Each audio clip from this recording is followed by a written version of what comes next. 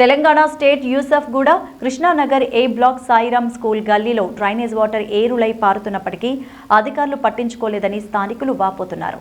Complaint ఇచ్చిన municipal corporation అధికారులు స్పందించట్లేదని Sairam school యాజమాన్యం ఆవేదన వ్యక్తం చేస్తోంది. మురుగునీటితో నిత్యం స్కూల్ పిల్లలు, పేరెంట్స్, గల్లీ వాసులు తీవ్ర ఇబ్బందులు పడుతున్నారన్నారు. ఇప్పటికైనా సంబంధిత అధికారులు స్పందించి మురుగునీటి సమస్యను పరిష్కరించాలంటూ అక్కడి ప్రజలు కోరుకుంటున్నారు.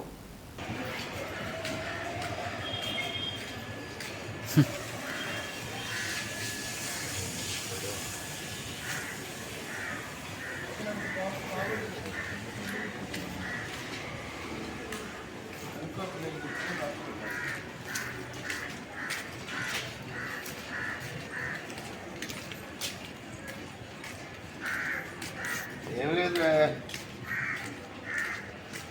ఇంకా 40 మందికి పలావ్ ఒకటి, చికెన్ గ్రేవీ, మటన్ కర్రీ,